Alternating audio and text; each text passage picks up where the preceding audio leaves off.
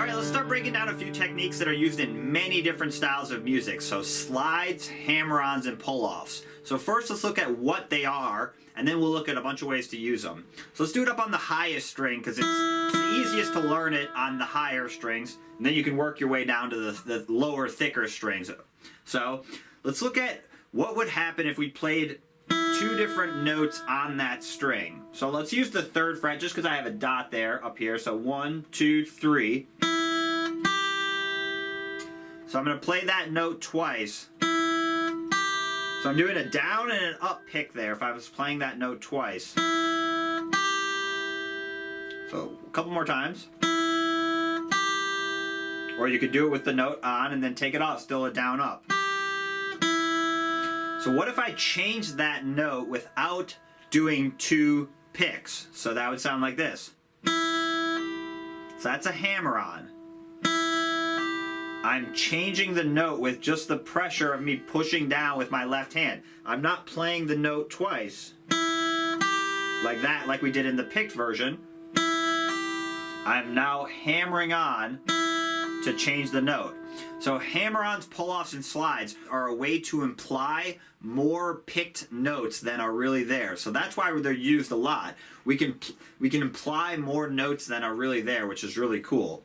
So let's do that a few times. And what I recommend is get a really solid first note. You know, if you try and hammer on too quick, you don't get enough of a reference point. So really hammer on. Also get real close to the fret. If you hammer on too far from the fret, it won't sound as good. And these take a little bit of time to build up your calluses, so I'm definitely not expecting you to get these overnight. These are going to take some practice. But you can try it with different fingers. You know, you can move it around anywhere on the... Just practice changing the note. Obviously, it's going to be easier to do with your 1st and 2nd finger, so I would start with those.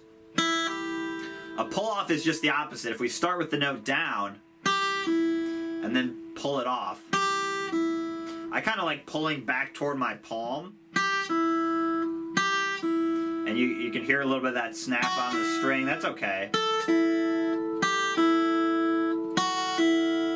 So that's a pull-off.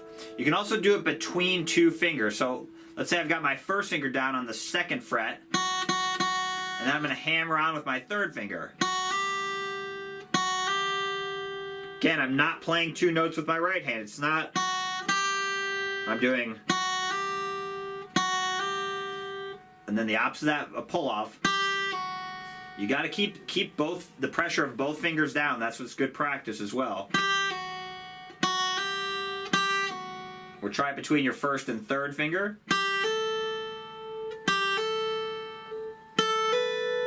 You know, obviously your pinky's going to be the hardest. That's good left hand strengthening though. Again, I'm just practicing moving it around. I'm not worried about what notes I'm playing at this point.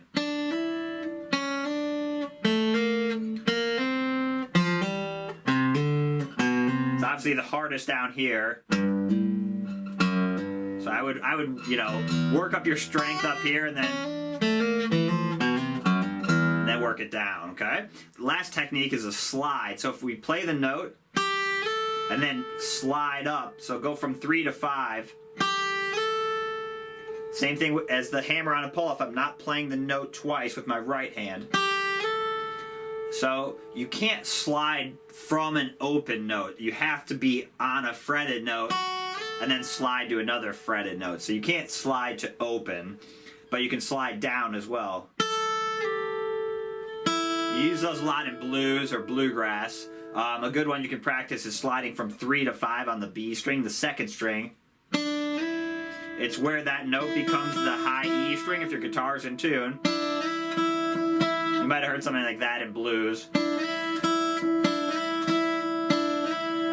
Again, I'm not playing 2 notes.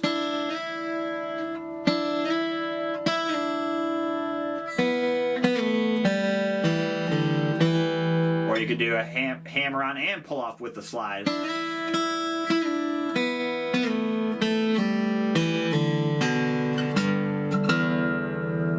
So practice those. So another good one you want to practice for bluegrass is if you do a 2 open pull off on the D string and then hit the G string, the 3rd string. You can practice it with different fingers. I practice it with your 1st finger though. That's like the G run, that's like the basic G run.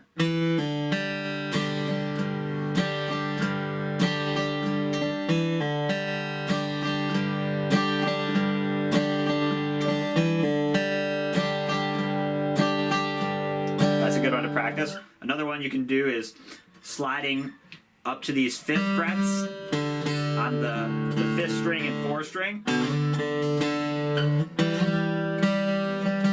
That's something you'll do a lot in bluegrass, is instead of maybe hitting the open 3rd string, I'm going to find that note on the 4th string, so it's at the 5th fret, and I'm going to slide into it. So maybe if I was playing something like Will the Circle Be Unbroken, instead of going, I might go.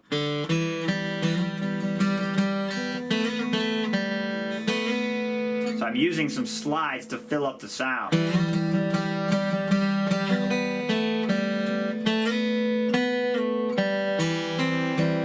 So you can't get too much practice with slides, hammer-ons, and pull-offs. You're going to be using them in almost every song.